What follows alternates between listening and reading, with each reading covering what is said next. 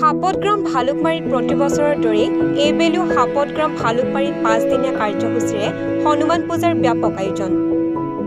2005 চনৰ পৰাই ৰীতি নীতিৰ মাজেৰে এই হনুমান পূজা কৰি আহিছে গাঁওবাসীয়ে।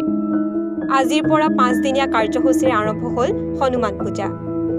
ইতিমধ্যে দিনে নিশাই গাঁওবাসীয়ে সুন্দৰকৈ সজাই পৰাই তুলিছে হনুমান মন্দিৰখন। পূজা উপলক্ষে হনুমান মন্দিৰত এতিয়া উখল মাখল পৰিৱেশ। সাপতগ্ৰাম ভালুকমাৰী হনুমান পূজা মন্দিৰত অগণন ভক্তৰ সমাৱেশ দেখিবলৈ পোৱা গৈছে। পূজা সমিতিয়ে জানিবলৈ দিয়া মতে ৰাইজৰ পৰা সহায় আৰু সহযোগিতাৰে পালন কৰিছে এই পূজা। পূজা সমিতিয়ে চৰকাৰলৈ কাটুৰ আহ্বান জনাইছে, যদি অনাগত দিনত চৰকাৰে উন্নয়নৰ বাবে কিবা কাম দিয়ে ভক্তপ্ৰাণ ৰাইজে সুবিধা লাভ কৰিলেহেঁতেন।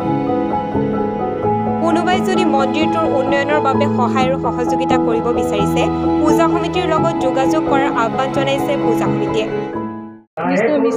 জ্যোতিমণি কলিতা, মই এইখন গাঁৱৰে জীয়ৰী।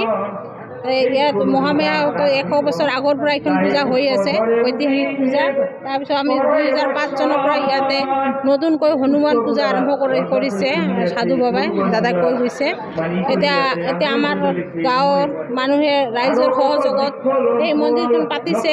এতিয়া আমাৰ চৰকাৰৰ পৰা অলপ অনুদান পালে আমাৰ ভাল হয়, মন্দিৰখন ভালকৈ বনাই দিলে আৰু আমাৰ সুবিধা ভক্তপ্ৰাণ ৰাইজৰো সুবিধা হয়।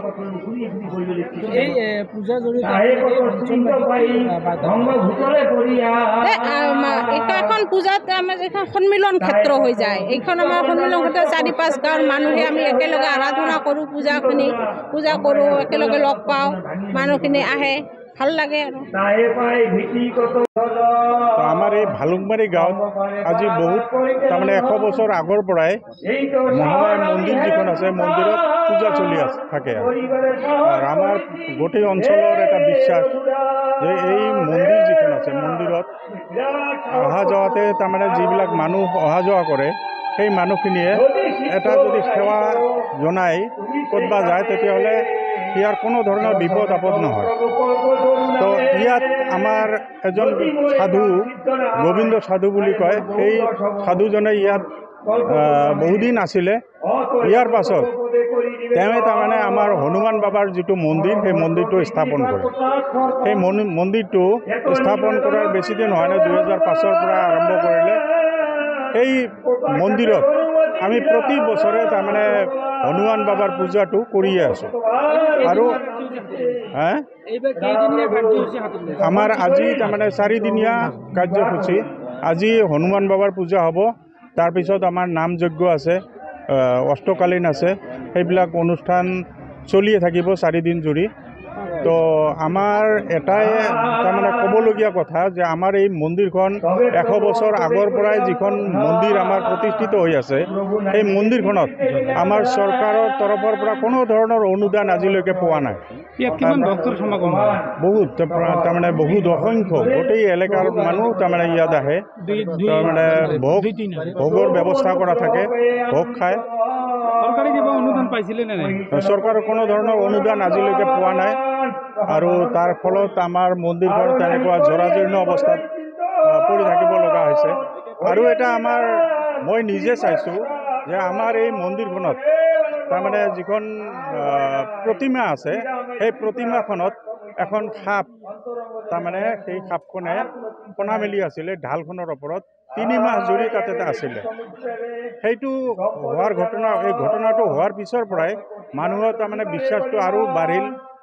আৰু আমি এটাই তাৰমানে কি কৰিছোঁ যে চৰকাৰৰ তৰফৰ পৰা তেনেকুৱা বিভিন্ন মন্দিৰত তেনেকুৱা ধৰণৰ কিবা অনুদান দি আছে, কিন্তু আমি আজিলৈকে ভিতৰুৱা অঞ্চল চাপতগ্ৰামৰ পৰা আমাৰ 6 কিলোমিটাৰ হয় আঁতৰত এই মন্দিৰখন প্ৰতিষ্ঠিত কৰাৰ আজি বহুদিন হ'ল, কিন্তু কোনো ধৰণৰ চৰকাৰৰ পৰা অনুদান পোৱা নগ'ল। MLA অহা নাই আমাৰ ইয়াত, তেনেকৈ MLA নাহে আৰু তাৰ ফলত কোনো ধৰণৰ উন্নতি আজিলৈকে আমি দেখিবলৈ পোৱা নাই।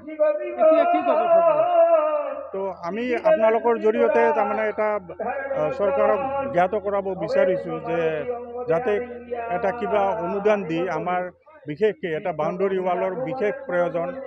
তাৰপিছত মন্দিৰ যিবিলাক আছে মন্দিৰবিলাক জৰাজীৰ্ণ অৱস্থাত আছে, এই মন্দিৰবিলাক অলপ তাৰমানে সুন্দৰকৈ বনোৱাৰ এটা যদি পৰিকল্পনা লোৱা হয়, আমাৰ গৰীব অঞ্চল মানুহবিলাকে বহুতো অনুদান দি এই পূজাবিলাকত কৰি আছে। আজি হনুমান বাবাৰ পূজা কৰি আছে, হয়তো 3 মাহ পিছত আকৌ মহামায়া পূজা হ'ব। সেই অনুদানখিনি আমাৰ এখন গাঁৱৰ মানুহেই চান্দা তুলি তাৰমানে কিখন পূজাখন চলাই আছে। হাপত গ্ৰামৰ পৰা আব্দুল হাদিমৰ প্ৰতিবেদন, এনিভাৰত 24। জুবিন গাৰ্গৰ গীতসমূহৰ ওপৰত আধাৰিত গানে কি আনে নামৰ এটা সুন্দৰ অনুষ্ঠান আপোনালোকৰ ওচৰলৈ আহি আছে অতি শীঘ্ৰে। অহা 15 আগষ্টৰ পৰা ধেমাজিৰ পৰা প্ৰথম অডিশ্যন আৰম্ভ হ'ব আৰু সেই অডিশ্যনৰ যোগেদি বিভিন্ন কণ্ঠশিল্পীসকলে যিসকলে এই অনুষ্ঠানত যোগদান কৰিব বিচাৰে তেওঁলোকে এই অডিশ্যনৰ যোগেদি আগবাঢ়ি আহক আৰু জুবিন গাৰ্গৰ বহুত ভাল লগা গান আমি সদায় শুনি আহোঁ।